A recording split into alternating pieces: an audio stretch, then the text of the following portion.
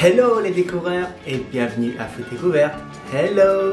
Aujourd'hui, je vais vous apprendre la recette du 콩나물 무침. Qu'est-ce que le 콩나물 무침?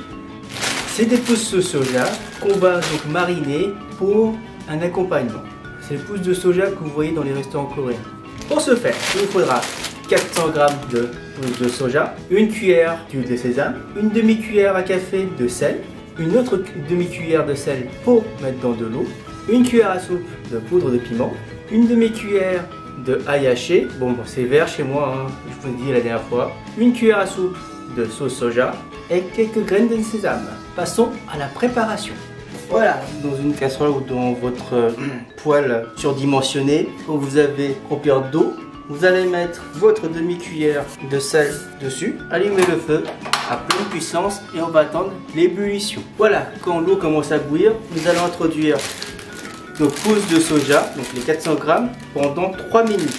Pas plus, parce que sinon ça va devenir mou et un peu dégueulasse. Alors comme je disais, nous allons donc laisser cuire le soja 3 minutes et quand on aura fini ces 3 minutes, on va donc les égoutter et les rincer à l'eau froide. Cela va permettre de garder le croustillant sur le soja pour qu'on puisse apprécier. Voilà, 3 minutes s'est écoulé, nous allons éteindre le feu, égoutter et rincer à l'eau froide. A tout de suite. Vous avez votre pousse de soja qui sont bien cuites et croustillantes. Ouais.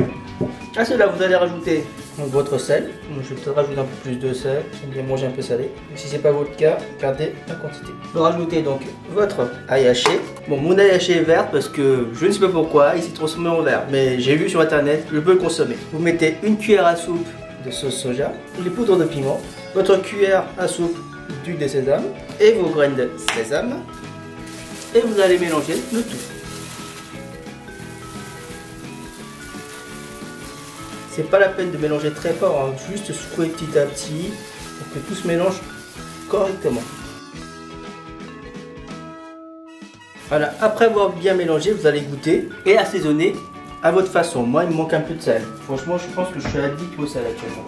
Donc, il faut que ce soit un petit peu salé.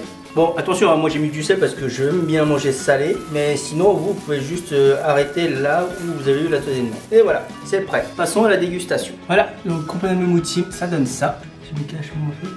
C'est un, comme je vous disais tout à l'heure, c'est un accompagnement, hein. C'est pas un plat, donc c'est pour manger avec plusieurs accompagnements. Donc si vous avez vu, je vous avais fait des 우생채, pareil pour les kaktogi, c'est un accompagnement.